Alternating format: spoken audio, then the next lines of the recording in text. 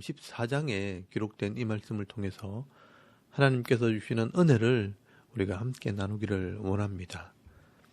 여러분, 오늘 이 누가복음 14장 말씀에도 이 누가는 하나님의 나라에 대한 이야기를 기록을 하고 있습니다. 이 하나님 나라에 초청될 사람들은 과연 어떤 사람들인가?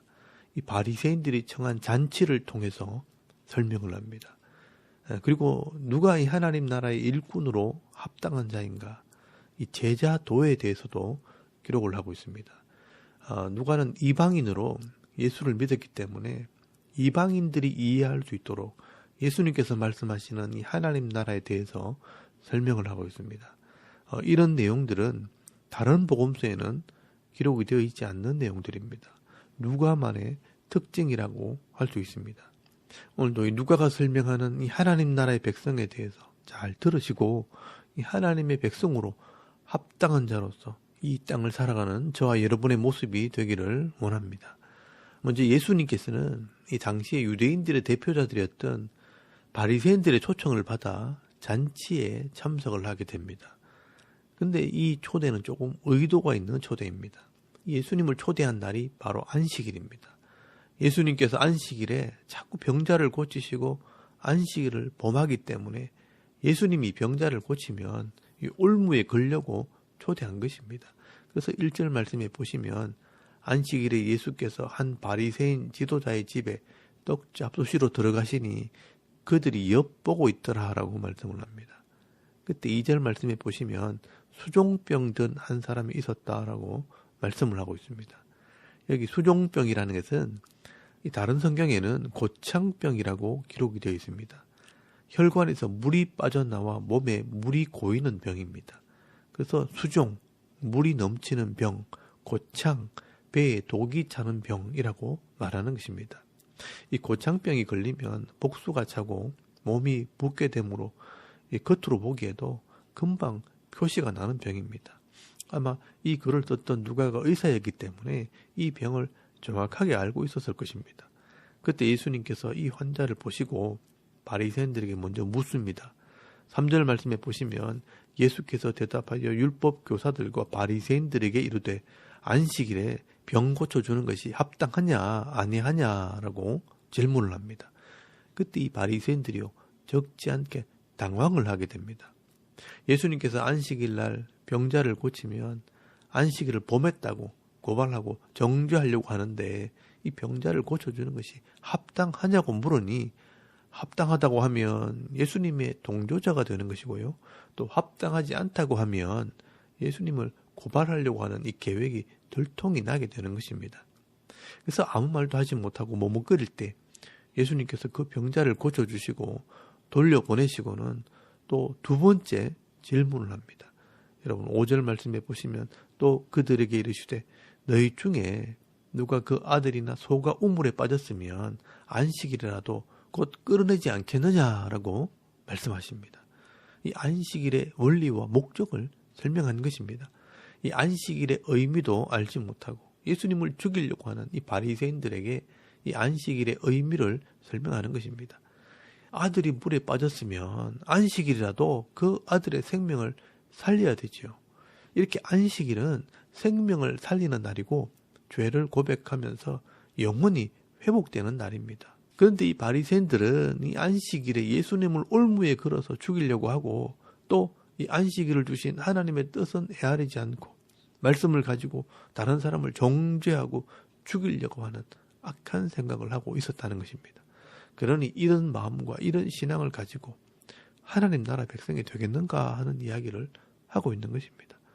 우리도 주일날 회개함으로 우리 영혼이 회복되고 말씀을 통해 새 힘을 얻는 날이 되어야 합니다. 그런데 주일날 이 교회 오지 못하는 사람들을 정죄하고 또 자기와 생각이 다른 사람들이 있으면 서로 비난하고 끼리끼리 모여서 모함을 하고 불평을 하고 험담을 해서는 안 되는 것입니다. 이 주일은요, 내가 하나님을 예배함으로 영육이 회복되고 가족들을 돌아보고 서로 기도해주고 어려운 이웃을 위해 신방하고 또 기도해주는 날이 되어야 하는 것입니다. 그러므로 이 하나님의 백성들은 주일을 지날 때마다 더 거룩해지고 더 화목하고 더 성숙해져야 하는 것입니다.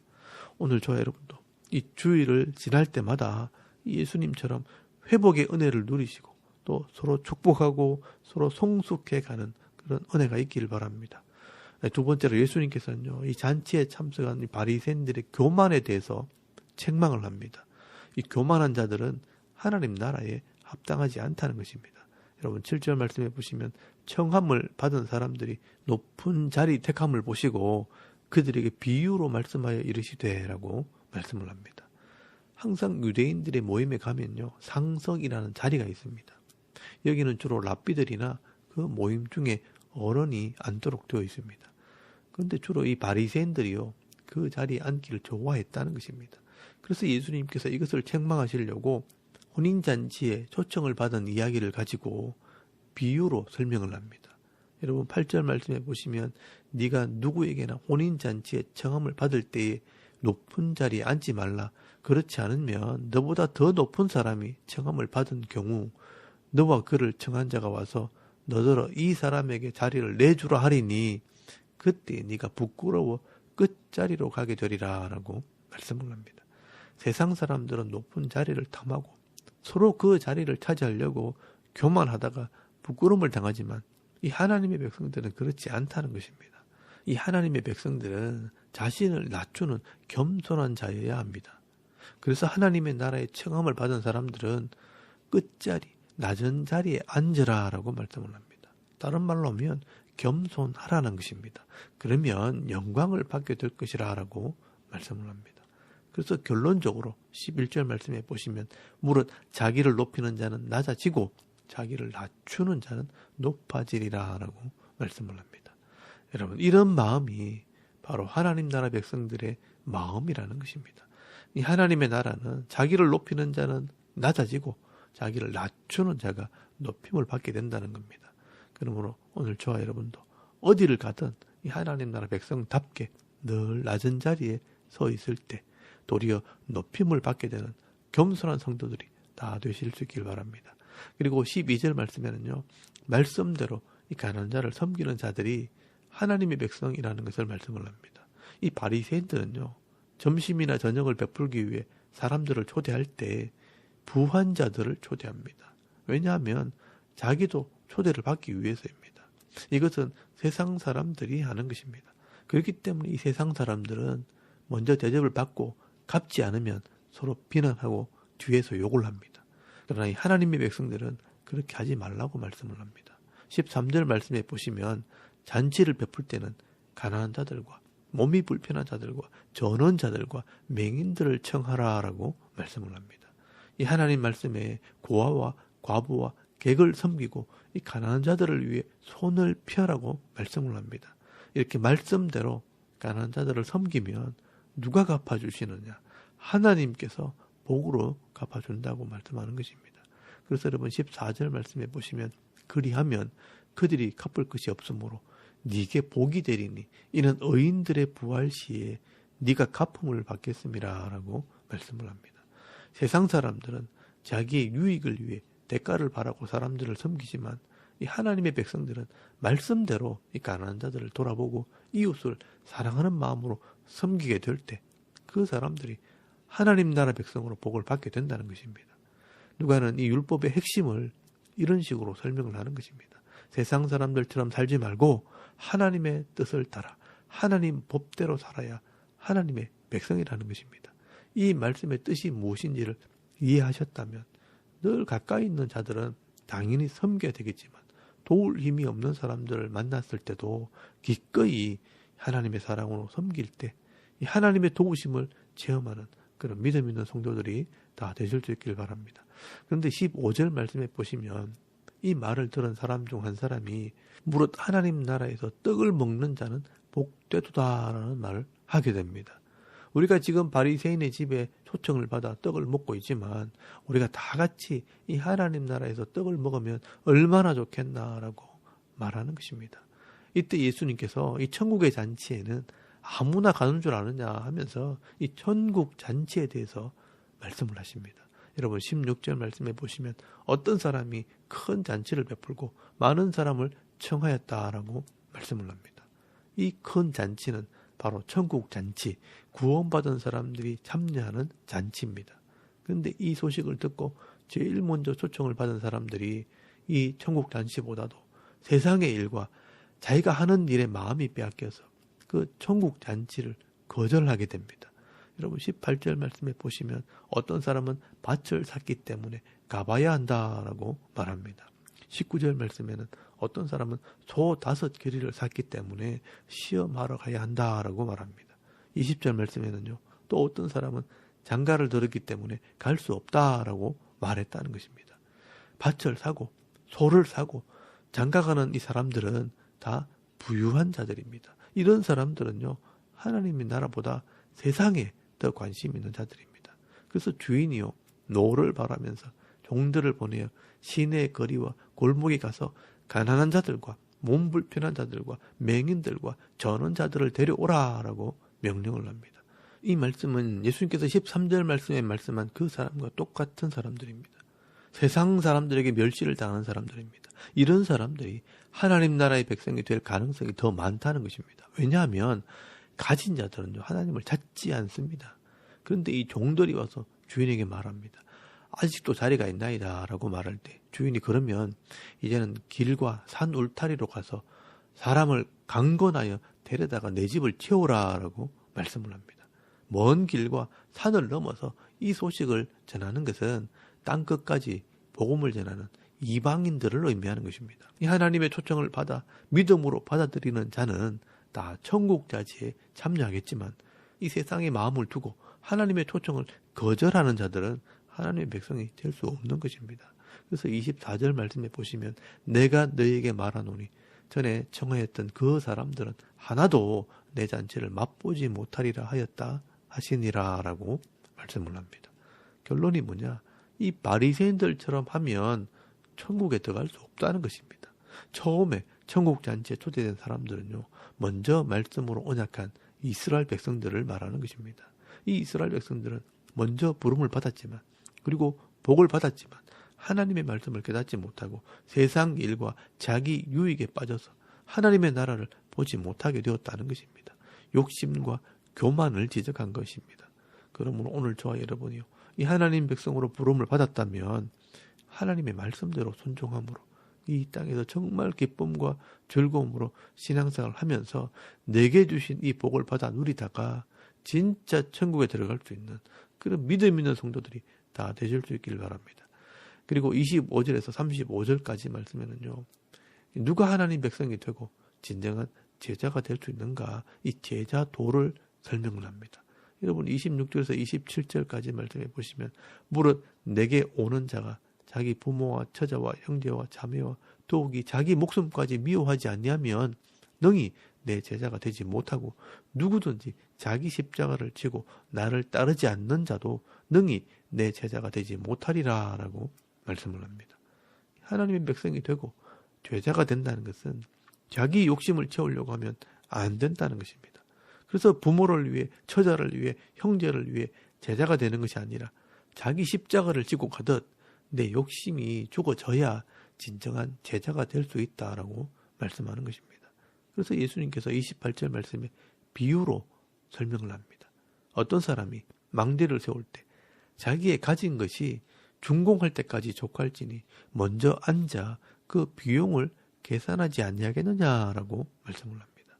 내가 건축을 할 때 그 넓이와 높이를 얼마나 해서 비용이 얼마나 들지 계산을 해서 공사를 해야지, 계산도 안 하고 공사를 시작했다가는 기초만 쌓아놓고 그치게 되면 부끄러움을 당하는 사람이 된다는 것입니다.